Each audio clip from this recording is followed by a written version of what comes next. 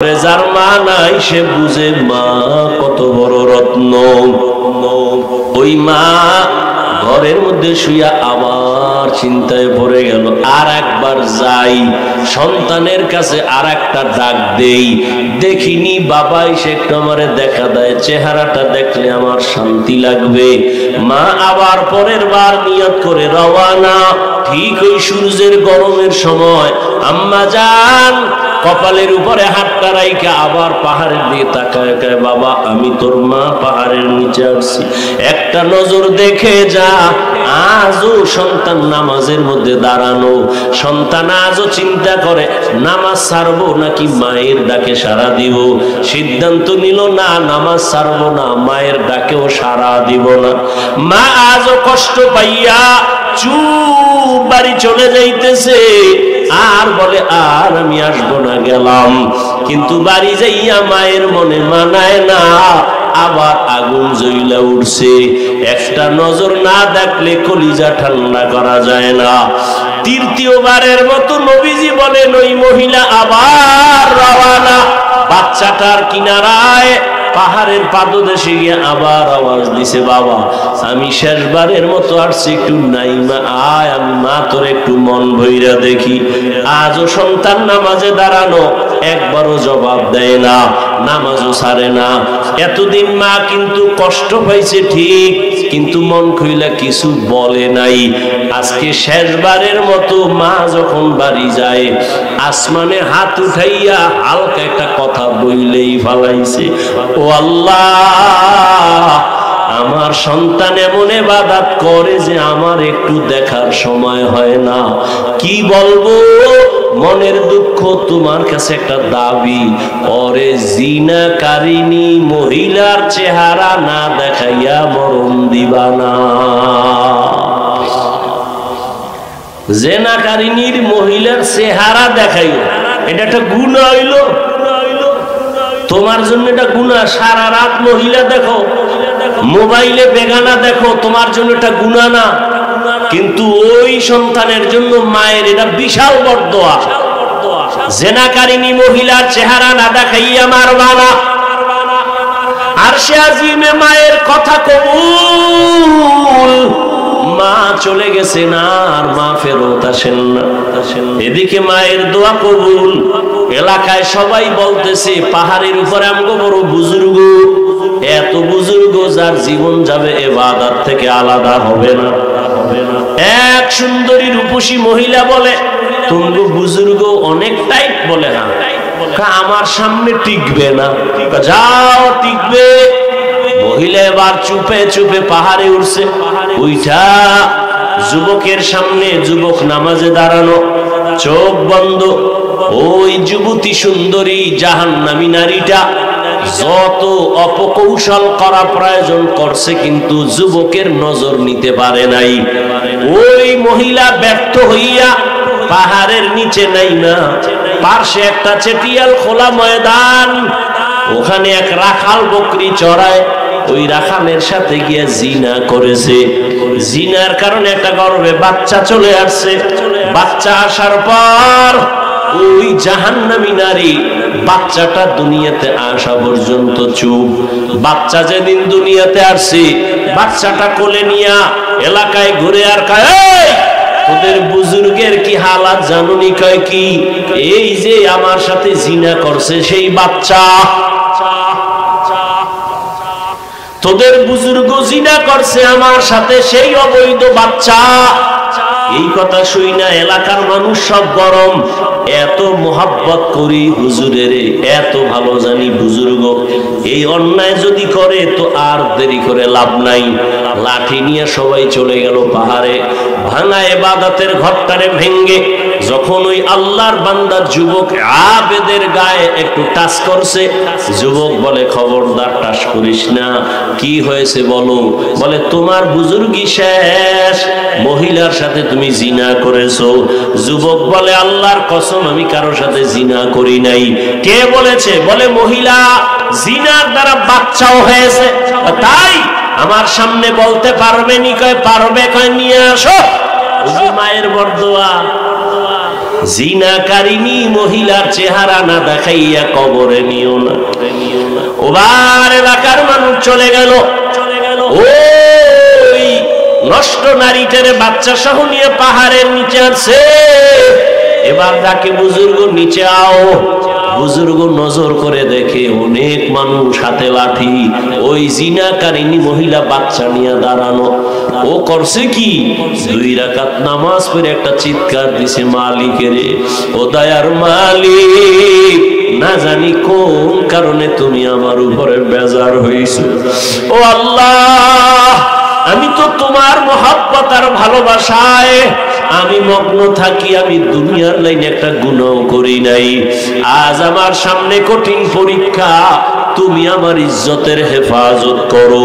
কান্নাকাটি কইরা পাহাড় থেকে নিচে নাইমা ওই জিনাকারিনী মহিলার সামনে দাঁড়াইয়া এবার কয়, মহিলা বল, কয় তুমি আমার সাথে জিনা করেছো? বলে অসম্ভব। কয় সম্ভব। সত্যি? বলে হ্যাঁ। সবাই তো চারদিকে দাঁড়ানো। মহিলা জোর দিয়া কয়, তুমি আমার সাথে জিনা করেছো? যুবক এখন পেরেশান হয়ে গেল, কি করি? আল্লাহ কুদরতি ভাবে ও যে মোনাজাতে কান্না কইরেছে সেজদায়, ওদিকে মায়ের বরদোয়াও কবুল, ওদিকে আবার ইজ্জত বাঁচানোর দোয়া করছে, আল্লাহ এটাও কবুল করছে। এইবার অন্তরে একটা জবাব বাইর করে দিছে, বাচ্চাটারে কয় আমার কোলে দে। দুধের বাচ্চাটারে কোলের মধ্যে নিয়া সবার সামনে এরকম ধইরা বাচ্চাটারে উঁচু কইরা কয়, ও আসমানের মালিক, তুমি আমার ইজ্জতের হেফাজত করো, এই বাচ্চাটার জবান খুলে দাও। বাচ্চাটার জবান খুলে গেছে। ওই আবেদ যুবক ডাক দিয়া কয়, শত মানুষের সামনে বাচ্চা তুই বল তোর বাবাকে। বাচ্চা সাথে সাথে জবান খুলা কয়, আমার বাবা হলো ওই রাখাল। ও আমার কলিজার যুবক, যদি আল্লাহর মোহাব্বত নিয়ে চলো, আল্লাহ ইবাদতের মাধ্যমে তোমার দুনিয়াও লাভবান, পরকালেও লাভবান। আমি যে এতক্ষণ বয়ান করলাম একবারও কিন্তু বলি না, এ যুবক আমগো মতো হুজুর হ, তুসবিল, পাগড়ি লাগা, স্কুলে তালা মার, বলি নাই, বলবো না। বরং তুমি যেখানে আছো ওখান থেকেই তো জান্নাতে যেতে পারো। তুমি লেখাপড়া করো, স্কুলে পড়ো, কলেজে পড়ো, ডাক্তারি পড়ো, ইঞ্জিনিয়ারিং পড়ো, তোমার মতো ডাক্তার, ইঞ্জিনিয়ার, 5 বেলার নামাজি, দাড়িওয়ালা, সত্য কথা বলো, আছে না নাই? তাহলে তুমি কেন পারো না রে বাবা?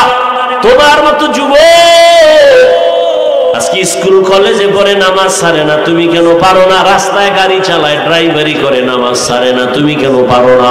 নদীর মধ্যে মাছ ধরে, নামাজ পড়ে, তুমি কেন পারো না? কৃষি কাজ করে, নামাজ পড়ে, তুমি কেন পারো না? ও পর্দার আড়ালের আম্মা জানেরা, বোনেরা, আপনার মতো কত মা, কত বোন এখনো আছে 5 বেলার নামাজ পড়ে, পর্দা করে, মোবাইলে সময় নষ্ট করে না। আপনারা কেন পারবেন না? মানুষের জীবনের অমূল্য সম্পদ হলো চরিত্র। চরিত্র যার নাই, ওর জীবনটাই নাই, ওর দুনিয়াও বরবাদ, ওর আখিরাতও বরবাদ। ও আমার কলিজার যুবক বাবারা, ও পর্দার আড়ালের মা বোনেরা, আল্লাহ তো সন্তান দিছে, আদর্শ সন্তান বানায় যান। ডাক্তার বানাবেন, তবে বেয়াদব যেন না হয়। সন্তান যেন তার ব্যবহার দিয়া মা বাবারে কষ্ট না দেয়, ওলামায়ে কেরামের বিরুদ্ধে গিয়ে যেন কপাল পুড়ে না ফেলে, ওর আচরণে যেন কোনোদিন শিক্ষক, মুরব্বী, বন্ধুরা কষ্ট না পায়। ও আমার কলিজার যুবক, আল্লাহর মোহাব্বত নিয়ে তওবা করো। জীবনে তো কত গুনাহ করলাম, মনে চাইছে পার্কে যাবি, একটা দৌড় মাইরা গেছো, এখনো কি তোর শখ মিটে নাই? এখনো বলি বাবা এবার ফিরা তওবা কর। মনে চাইছে তুই মেয়ে নিয়ে আড্ডা দিবি, দিছো, এখন তওবা কর। মনে চাইছে সারা রাত মোবাইল চালাবি, চালাইছো, এখনো কি বাবা তওবা করবা না? মনটারে শুধু এতটুকু জিজ্ঞাসা কর, এরে মন, আমার মতো যুবক যদি স্কুল কলেজে পড়িয়াও নামাজ পড়ে, আমি কেন পারি না? দাড়ি রাখে, আমি কেন পারি না? আমার কপাল কেন এত খারাপ? আজকে থেকেই তওবা করে নাও।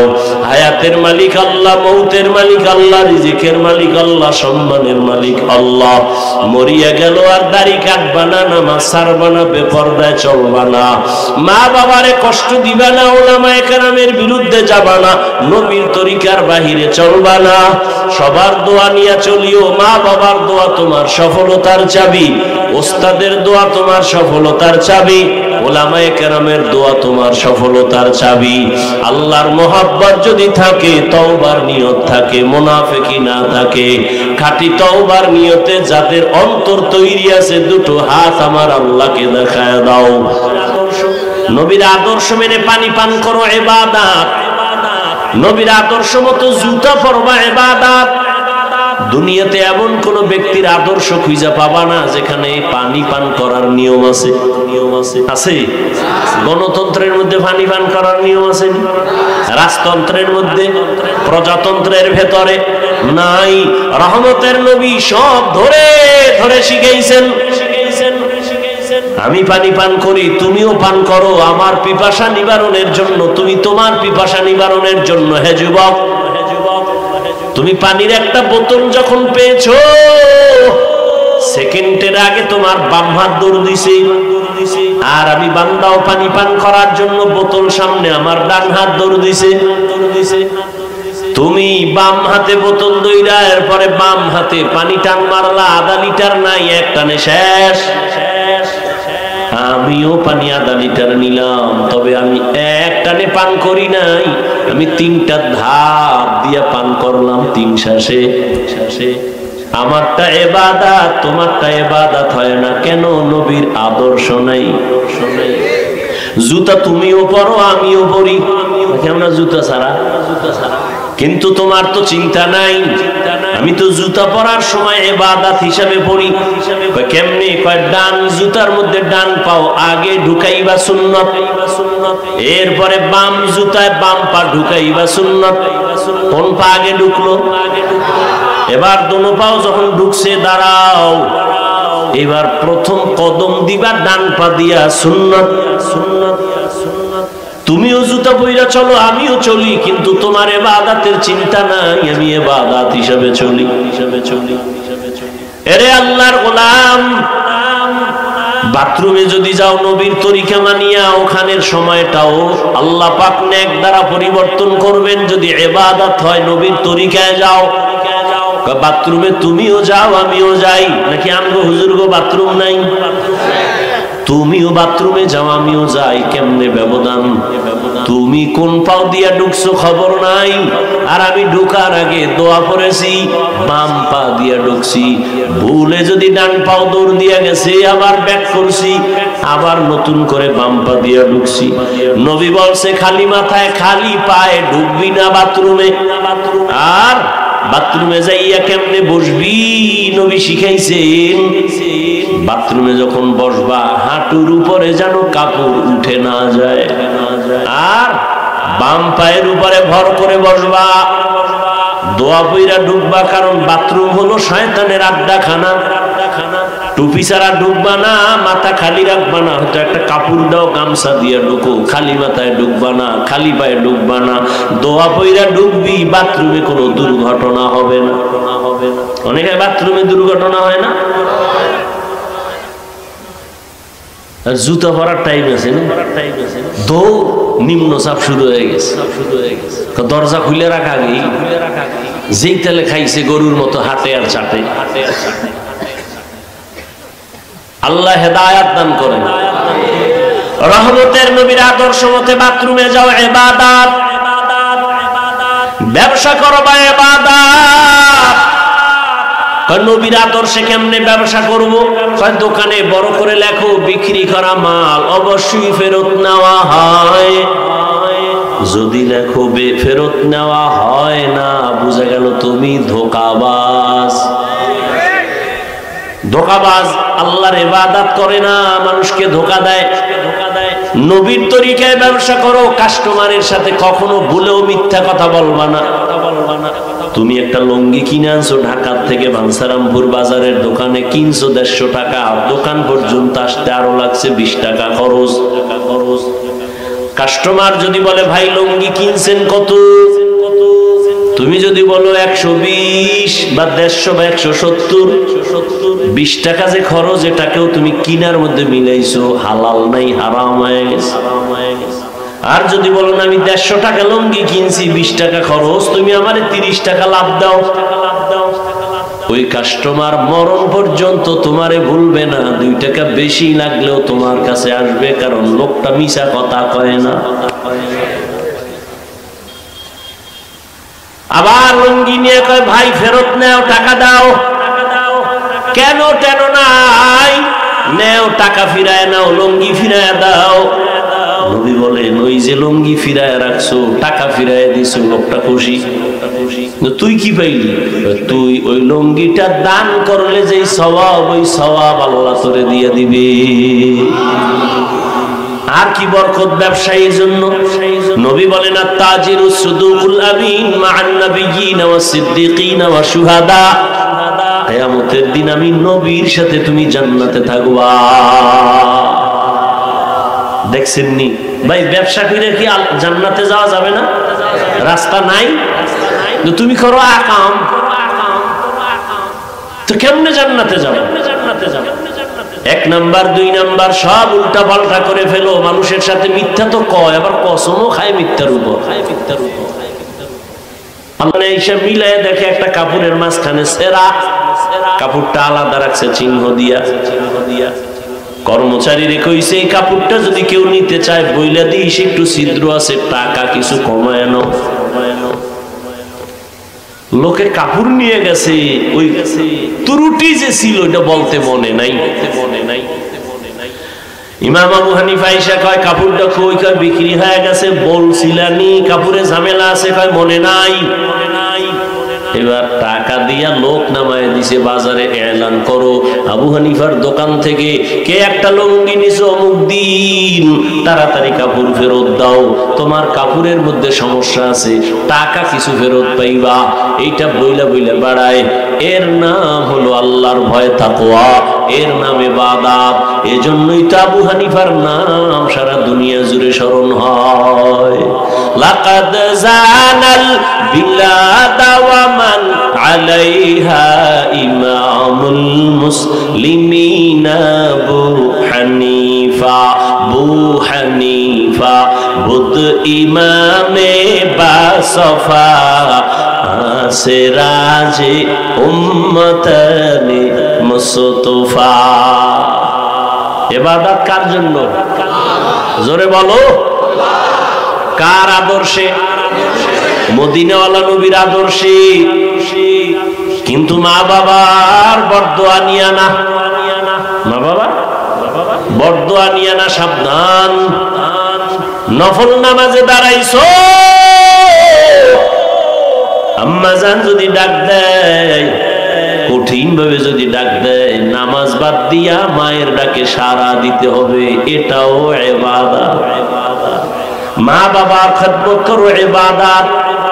কি কেমন মা বাবার খেদমত? আল্লাহ কয় আমার পরে মা বাবার ইবাদত। মা তোমাকে এখন ডাক দিছে, তুমি নফল নামাজে দাঁড়ানো, নামাজ ছেড়ে দাও, মায়ের ডাকে সাড়া দাও। কারণ মা যদি বেজার হইয়া যায়, মক্কায় হজ কইরাও তোর কপালে আগুন। আল্লাহর এক বান্দা আবেদ যুবক এমন ইবাদতে মজা পাইছে, এখন এলাকায় মজা বাদ দিয়া কয় না, মসজিদে ঢুকি কলিজা ঠান্ডা, বের হইলে বেপরদা বেপরদা বেপরদা, কি করি কোথায় যাই। আল্লাহরে এমনি নিরেট ভাবে, নির্জনে নিরিবিলি ভাবে আল্লাহর ইবাদত কেমনে করি, কি করি, মাথা ঘুরায় ঘুরায় সিদ্ধান্ত নিল বাড়ির পাশে পাহাড় আছে, ওই পাহাড়ের মধ্যে যাইয়া আমি পাহাড়ের উপরে একা একা ইবাদত করব। ঘরের মধ্যে শুধু মা, বৃদ্ধা মা, আর কেউ নাই। সন্তান পাহাড়, ওই পাহাড়ের চূড়ায় গিয়া একটা ছোট্ট ভাঙা ঝুপড়ি উঠাইয়া ওখানে নিরিবিলি ইবাদত করে, গাছের পাতা চাবায় খায়, পেটের ক্ষুধা। যারা ঠিক মতো আল্লাহর ইবাদত করে ক্ষুধা কম, ক্ষুধা থাকে না বেশি। এদিকে বৃদ্ধা মা বাসায় একা, কেউ নাই। যুবক নিরিবিলি আমার একনিষ্ঠতার সাথে আল্লাহর ইবাদত করার জন্য পাহাড়ে চলে গেল। একদিন, দুদিন, 3 দিন পর আম্মা জানের মনের ভেতর একটু ঢেউ শুরু হয়ে গেছে। আমার বাবার চেহারাটা দেখি না বহুদিন। মনে মনে চিন্তা করে, সন্তান আমার আল্লাহর ইবাদতে এমন মজা পেয়েছে, ওই পাহাড় থেকে আর ঘরে আসবে না। মায়ের মনে মানায় না। আম্মা জান চিন্তা করে, কি করি, বাবার চেহারাটা না দেখলে কলিজা ঠান্ডা হয় না। সন্তান বড় পীর, কিন্তু মায়ের কাছে হাফিজুর রহমান। কি সন্তান বড় এমপি সাহেব, মায়ের কাছে না। তুমি কিসের এমপি? তুমি তো আমার ওই সন্তান। মায়ের কাছে পীর নাই, এমপি নাই, কোনো মর্যাদা নেই, ঠিক নি? আর মা নাম দইরা ডাকে। আপনার আমারে নাম দইরা ডাকলে আমি বলার আগে সবাই বলবে তুই বেয়াদব। কিন্তু আম্মা জান যখন নাম দইরা না ডাকবে তখন বড় কষ্ট লাগে। আর আম্মা জান যখন নাম দইরা ডাক দেয় কলিজা ঠান্ডা হয়ে যায়, বড় মায়ায় ভরে যায়। যত বড় হই না কেন আমি তো মায়ের কাছে একটা সন্তান। আম্মা জানের কাছে কোনো কোয়ালিটি নাই, সব কে পা ভাঙ্গা, কে খারাপ। আম্মা জানের কাছে বরং খারাপ সন্তানটাই বড় আদরের। যেই সন্তান হাঁটতে পারে না ওই সন্তানের প্রতি মা দুর্বল। যেই সন্তান অসুস্থ ওই সন্তানের প্রতি মা বেশি দুর্বল। মায়ের অন্তর এটা বোঝানো যাবে না। একটা সন্তানের প্রতি মায়ের কি মায়া, মা যে সন্তানের জন্য কেমন আসে। সন্তান যদি এই পরিমাণ মায়ের জন্য পাগল হইতো, জীবনে সংসার করতে পারত না। ওই আল্লাহর বান্দা চলে গেল পাহাড়ের চূড়ায়, কিন্তু মায়ের মনে মানে না। কই আমার কলিজার টুকরা, বাবার চেহারাটা দেখবো, না হয় কলিজা ঠান্ডা হবে না। বৃদ্ধা মা চিন্তা করে সিদ্ধান্ত নিল, যেহেতু আমার সন্তান ইবাদতের মজা পাইয়া আসবে না, আমি দেখা করার জন্য যাব। এবার সকাল 10টা, সূর্য উপরে উঠছে, তাপ আসতেছে। মা বৃদ্ধা মানুষ হেঁটে হেঁটে হেঁটে হেঁটে পাহাড়ের কিনারায় গিয়া হাজির। রহমতের নবী ওই মহিলা কেমনে পাহাড়ের উপরে তাকাইয়া সন্তানের ডাকছে। নবী সাহাবাদেরকে ওইভাবে দেখায়। সূর্যের আলো যখন পড়ে তখন উপরে তাকাইলে হাত দিয়ে একটু পর্দা দেওয়া লাগে চোখের উপর, না? নবী এইভাবে দিয়া দেখাইতেছে। ওই মহিলা বৃদ্ধা মা সন্তানের যখন ডাক দিছে, মাথা উঁচু করে এভাবে সূর্যের আলো থেকে নিজেকে হেফাজতের জন্য হাত দিয়া ডাকছে, বাবা আমি তোর বৃদ্ধা মা পাহাড়ের নিচে আছি, এক নজরে এসে একটু দেখা দে, আমি দেখতে চাই, দেখতে চাই। মায়ের ডাক পাহাড়ের চূড়ায় সন্তানের কানে চলে গেল। কিন্তু এমন সময় মা ডাক দিছে যেই সময় সন্তান নামাজের মধ্যে দাঁড়ানো। সন্তান চিন্তায় পড়ে গেল, আমি কি আল্লাহর ইবাদতের মধ্যে মগ্ন থাকবো, নাকি মায়ের ডাকে আমি ইবাদত নামাজ সাইরা সারা দিব। সন্তান কতক্ষণ ভেবে চিন্তা করলো, না আমি মায়ের ডাকে সারা দিব না, আমি আল্লাহর মহব্বতের নামাজেই দাঁড়ায় থাকবো। বৃদ্ধা আম্মা জান কিছুক্ষণ কষ্ট পাইয়া এরপরে বাড়ি চলে গেলেন। বাড়ি গেছে, মনে একটু কষ্ট, না আর আসবো না। বাড়ি যখন গিয়া রাতে শুইয়া গেছে তখন আর মনে রে মানাইতে পারে না। আরে বাবা, জীবনে তো দেখছি আব্বা জান পাশে ঘুমায়, আম্মা জান শুয়া শুয়া কান্না করে রাতের গভীর। আব্বা বলে, কাঁদো কেন হে বিবি? মনের দুঃখে কান্দি। কি তোমার দুঃখ? বলে আজকে 1 সপ্তাহ হইছে সন্তান আমারে মা বলে ডাকে না। কেন তোমারে মা বলে ডাকে না? একটা অন্যায় করছে, আমি ধমক দিছি, রাগ কইরা আমারে মা কয় না, ঘরে আয় খানা খায়, কিন্তু আমার দিকে তাকায় না। আব্বাজান কয় বিবি তুমি আরামে ঘুমাও, সন্তান আজ না কাল ভুল বুঝা তোমার কাছে ফিরে আসবে, খানা খাও ঘুমাও। আম্মাজান কাঁদে আর কয় স্বামী আমার, আমি যত চেষ্টা করি ঘুমানোর আমার চোখে ঘুম আসে না। যতবার আমি খানার প্লেট নেই আবার একটা লোকমাও মুখে যায় না। আমার কাছে ঘুমের থেকে খানার থেকে সন্তানের মা ডাকে বড় মজা পাই। সন্তান আমারে যখন একবার মা বলে ডাক দেয়, সন্তান একবার যখন আম্মু বলে ডাক দেয়, আমি মায়ের কলিজাটা ঠান্ডা হয়ে যায়। তুমি আমারে যদি 10 তলা বিল্ডিং লেখা দাও আমার মনে শান্তি নাই, কিন্তু আমার সন্তান একবার যদি আম্মু বলিয়া ডাক দেয় মনে হয় যেন আমি দুনিয়ার বাদশা হয়ে গেছি। ও সন্তানেরা, কেমনে বুঝবি মায়ের কলিজার বড় ব্যথা? তোমারে আমারে মা বড় বানাইতে গিয়া কত রাত ঘুমাতে পারে না, খানা খাইতে পারে নাই। ওই মা নিজের জীবনটাকে উৎসর্গ করে দিয়া জীবন কষ্টে কষ্টে কাটাইছেন। ওই মা এই ময়দানে আসরে বাবা মোনাজাতের পরে অনেকে বাড়ি যাইবা, অনেক সন্তান গিয়া মাকে ডাক দিবে, আম্মু আমি ওয়াজের থেকে আইছি দরজা খুলে দাও। আর একদল বান্দা আছে ওদের মা নাই, জীবনে আর কোনোদিন একবার মা বলে ডাক দিতে পারবে না। ওদের কলিজায় এমন আগুন দাউ দাউ করে জ্বলবে, জীবনে আর মা বলে ডাক দিতে পারবে না, বাবা বলে ডাক দিতে পারবে না। ওদের কলিজা বড় ব্যথা। ওরে যার মা নাই সে বুঝে মা কত বড় রত্ন।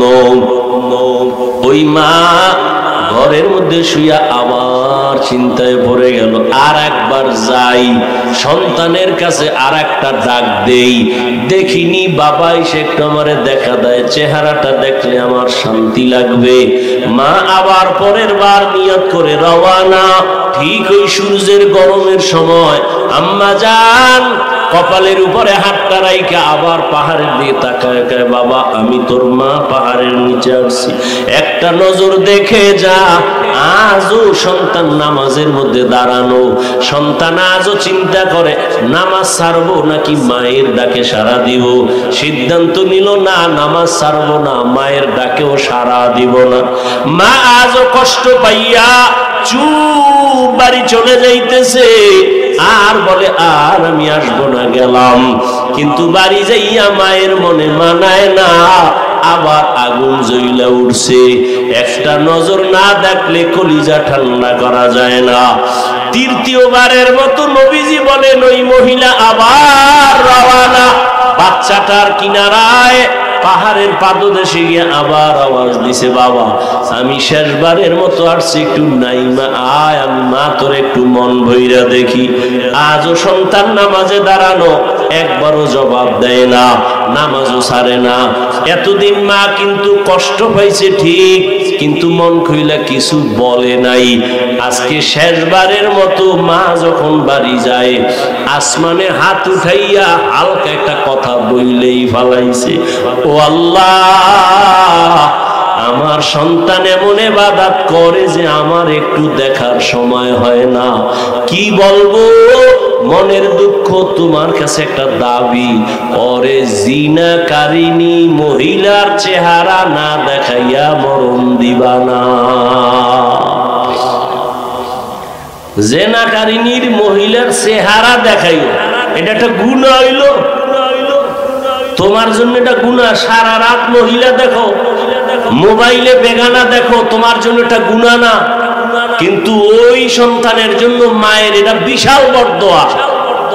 জিনাকারিনী মহিলার চেহারা না দেখাইয়া মারবা না। আরশে আজিমে মায়ের কথা কবুল, মা চলে গেছে না, আর মা ফেরত আসেন না। এদিকে মায়ের দোয়া কবুল। এলাকায় সবাই বলতেছে পাহাড়ের উপরে আমগো বড় বুজুর্গ, এত বুজুর্গ যার জীবন যাবে ইবাদত থেকে আলাদা হবে না। এক সুন্দরী রূপসী মহিলা বলে, তুমি বুজুর্গ অনেক টাইট। বলে না, আমার সামনে টিকবে না। যাও, টিকবে। মহিলা এবার চুপে চুপে পাহাড়ে উঠছে। ওইটা যুবকের সামনে, যুবক নামাজে দাঁড়ানো, চোখ বন্ধ। ওই যুবতী সুন্দরী জাহান্নামী নারীটা যত অপকৌশল করা প্রয়োজন করছে, কিন্তু যুবকের নজর নিতে পারে নাই। ওই মহিলা ব্যর্থ হইয়া পাহাড়ের নিচে নাইমা পার্শ্বে একটা চেটিয়াল খোলা ময়দান, ওখানে এক রাখাল বকরি চড়ায়। ওই রাখালের সাথে গিয়ে জিনা করেছে। জিনার কারণে একটা গর্ভে বাচ্চা চলে আসছে। বাচ্চা আসার পর ওই জাহান্নামী নারী বাচ্চাটা দুনিয়াতে আসা পর্যন্ত চুপ। বাচ্চা যেদিন দুনিয়াতে আসছে, বাচ্চাটা কোলে নিয়া এলাকায় ঘুরে আর কয়, তোদের বুজুর্গের কি হালাত জানুনি? কয় কি? এই যে আমার সাথে জিনা করছে সেই বাচ্চা। তোদের বুজুর্গ জিনা করছে আমার সাথে, সেই অবৈধ বাচ্চা। এই কথা শুই না এলাকার মানুষ সব গরম। এত মোহাব্বত করি হুজুরের, এত ভালো জানি বুজুর্গ, এই অন্যায় যদি করে তো আর দেরি করে লাভ নাই। লাঠি নিয়ে সবাই চলে গেল পাহাড়ে। ভাঙা ইবাদতের ঘরটারে ভেঙ্গে যখন ওই আল্লাহর বান্দা যুবক আবেদের গায়ে একটু টাচ করছে, যুবক বলে, খবরদার টাচ করিস না। কি হয়েছে বলো? বলে, তোমার বুজুর্গি শেষ, মহিলার সাথে তুমি জিনা করেছো। যুবক বলে, আল্লাহর কসম আমি কারোর সাথে জিনা করি নাই। কে বলেছে? বলে, মহিলা জিনার দ্বারা বাচ্চাও হয়েছে, তাই আমার সামনে বলতে পারবে নি? কয় পারবে। কয় নিয়ে আসো। মায়ের বরদোয়া। জিনাকারিনী মহিলার চেহারা না দেখাইয়া কবরে নিও না। ওবার এলাকার মানুষ চলে গেল। ওই নষ্ট নারীটারে বাচ্চা সহ নিয়ে পাহাড়ের নিচে আছে। এবার ডাকে, বুজুর্গ নিচে আও। বুজুর্গ নজর করে দেখে অনেক মানুষ হাতে লাঠি। ওই জিনাকারিনী মহিলা বাচ্চা নিয়ে দাঁড়ানো। ও করছে কি? 2 রাকাত নামাজ পড়ে একটা চিৎকার দিছে, মালিকের, ও দয়ার মালিক, না জানি কোন কারণে তুমি আমার উপরে বেজার হইছো। ও আল্লাহ, আমি তো তোমার মহব্বত আর ভালোবাসায় আমি মগ্ন থাকি। আমি দুনিয়ার লাইনে একটা গুনাহ করি নাই। আজ আমার সামনে কঠিন পরীক্ষা, তুমি আমার ইজ্জতের হেফাজত করো।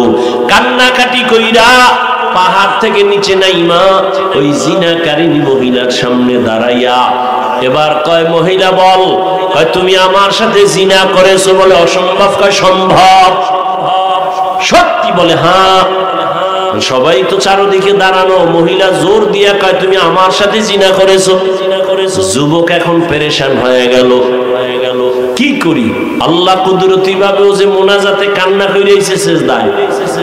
ওদিকে মায়ের বরদোয়াও কবুল, ওদিকে আবার ইজ্জত বাঁচানোর দোয়া করছে, আল্লাহ এটাও কবুল করছে। এইবার অন্তরে একটা জবাব বাইর করে দিছে। বাচ্চাটারে কয়, আমার কোলে দে। দুধের বাচ্চাটারে কোলের মধ্যে নিয়া সবার সামনে এরকম ধইরা বাচ্চাটারে উঁচু কইরা কয়, ও আসমানের মালিক, তুমি আমার ইজ্জতের হেফাজত করো।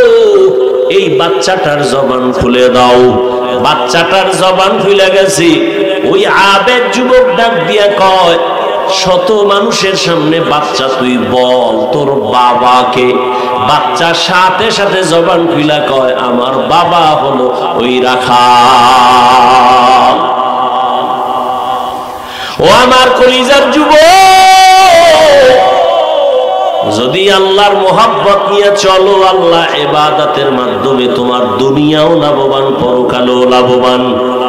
আমি যে এতক্ষণ বয়ান করলাম, একবারও কিন্তু বলি না, এ যুবক আমগো মতো হুজুর হ, তসবিহ ল, পাগড়ি লাগা, স্কুলে তালা মার, বলি নাই, বলবো না। বরং তুমি যেখানে আছো ওখান থেকেই তো জান্নাতে যেতে পারো। তুমি লেখাপড়া করো, স্কুলে পড়ো, কলেজে পড়ো, ডাক্তারি পড়ো, ইঞ্জিনিয়ারিং পড়ো, তোমার মতো ডাক্তার ইঞ্জিনিয়ার 5 বেলার নামাজি দাড়িওয়ালা সত্য কথা বলো আছে না নাই? তাহলে তুমি কেন পারো না রে বাবা? তোমার মতো যুবক আজকে স্কুল কলেজে পড়ে নামাজ ছাড়ে না, তুমি কেন পারো না? রাস্তায় গাড়ি চালায়, ড্রাইভারি করে, নামাজ ছাড়ে না, তুমি কেন পারো না? নদীর মধ্যে মাছ ধরে নামাজ পড়ে, তুমি কেন পারো না? কৃষি কাজ করে নামাজ পড়ে, তুমি কেন পারো না? ও পর্দার আড়ালের আম্মা জানেরা, বোনেরা, আপনার মতো কত মা কত বোন এখনো আছে 5 বেলার নামাজ পড়ে, পর্দা করে, মোবাইলে সময় নষ্ট করে না। আপনারা কেন পারবেন না? মানুষের জীবনের অমূল্য সম্পদ হলো চরিত্র। চরিত্র যার নাই ওর জীবনটাই নাই, ওর দুনিয়াও বরবাদ, ওর আখিরাতও বরবাদ। ও আমার কলিজার যুবক বাবারা, ও পর্দার আড়ালের মা বোনেরা, আল্লাহ তো সন্তান দিছে, আদর্শ সন্তান বানায় যান। ডাক্তার বানাবেন তবে বেয়াদব যেন না হয়, সন্তান যেন তার ব্যবহার দিয়া মা বাবারে কষ্ট না দেয়, ওলামায়ে কেরামের বিরুদ্ধে গিয়ে যেন কপাল পুড়ে না ফেলে, ওর আচরণে যেন কোনোদিন শিক্ষক মুরব্বী বন্ধুরা কষ্ট না পায়। ও আমার কলিজার যুবক, আল্লাহর মোহাব্বত নিয়ে তওবা করো। জীবনে তো কত গুনাহ করলাম, মনে চাইছে পার্কে যাবি, একটা দৌড় মাইরা গেছো, এখনো কি তোর শখ মিটে নাই? এখনো বলি বাবা এবার ফিরা তওবা কর। মনে চাইছে তুই মেয়ে নিয়ে আড্ডা দিবি, দিছো, এখন তওবা কর। মনে চাইছে সারা রাত মোবাইল চালাবি, চালাইছো, এখনো কি বাবা তওবা করবা না? মনটারে শুধু এতটুকু জিজ্ঞাসা কর, এরে মন, আমার মতো যুবক যদি স্কুল কলেজে পড়িয়াও নামাজ পড়ে, আমি কেন পারি না? দাঁড়িয়ে রাখে আমি কেন পারি না? আমার কপাল কেন এত খারাপ? আজকে থেকেই তওবা করে নাও। হায়াতের মালিক আল্লাহ, মৌতের মালিক আল্লাহ, রিজিকের মালিক আল্লাহ, সম্মানের মালিক আল্লাহ। মরিয়া গেল আর দাড়ি কাটবা না, নামাজ ছাড়বা না, বেপরদায় চলবা না, মা বাবারে কষ্ট দিবা না, ওলামায়ে কেরামের বিরুদ্ধে যাবা না, নবীর তরিকার বাহিরে চলবা না। সবার দোয়া নিয়ে চলিও। মা বাবার দোয়া তোমার সফলতার চাবি, ওস্তাদের দোয়া তোমার সফলতার চাবি, ওলামায়ে কেরামের দোয়া তোমার সফলতার চাবি। আল্লাহর মোহাব্বত যদি থাকে, তওবার নিয়ত থাকে, মুনাফিকি না থাকে, খাঁটি তওবার নিয়তে যাদের অন্তর তৈরি আছে, দুটো হাত আমার আল্লাহকে দেখায় দাও।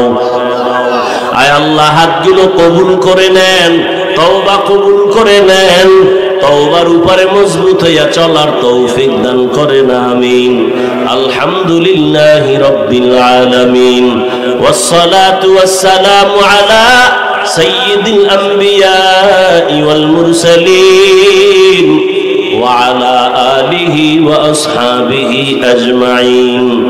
ইয়া আরহামার রাহিমিন, ইয়া আরহামার রাহিমিন, ইয়া আরহামার রাহিমিন। রব্বিরহামহুমা কামা রব্বায়ানি সগীরা। আল্লাহুম্মা ইন্নাকা আফুউন কারীম তুহিব্বুল আফওয়া ফা'ফু আন্না। আল্লাহুম্মা ইন্না নাসআলুকা রিযাকা ওয়াল জান্নাহ ওয়া নাউযু বিকা মিন সাখাতিকা ওয়ান নার। ও দয়ার মালিক, গুনাহের বোঝা নিয়ে আপনার দরওয়াজায় হাজির। আয় আল্লাহ, জীবনটা গুনার কারণে নাপাক করে ফেলেছি, আজকে তওবার নিয়ত করেছি, আর গুনাহ করব না রে আল্লাহ। আর নামাজ ছাড়বো না, দাড়ি কাটবো না, বেপরদায় চলবো না, মা বাবার সাথে বেয়াদবি করবো না। মুরব্বী শিক্ষকদের দোয়া নিয়ে, ওলামায়ে কেরামের পরামর্শ নিয়ে নবীর তরিকা মেনে চলবো। ও আল্লাহ, আমাদের তওবা কবুল করে নেন, জীবনের গুনাহ মাফ করে দেন। আয় আল্লাহ, মাহফিল কবুল করে নেন, আয়োজনকারী সহযোগিতাকারীদের কবুল করে নেন, এলাকায় শান্তি দান করেন আল্লাহ। মা বোনদের আবেদা বানায় দেন, সন্তানগুলো নেককার বানায়া দেন। যারা লেখাপড়া করে পরীক্ষার্থী কামিয়াবি দান করেন। সমস্ত মাদ্রাসাগুলো কবুল করে নেন, মসজিদ কবুল করে নেন, অন্যান্য শিক্ষা প্রতিষ্ঠান নবীর আদর্শে কবুল করে নেন। আয় আল্লাহ, প্রত্যেকটা আমার কলিজার যুবকদের দ্বীনের খাদেম বানায়া দেন।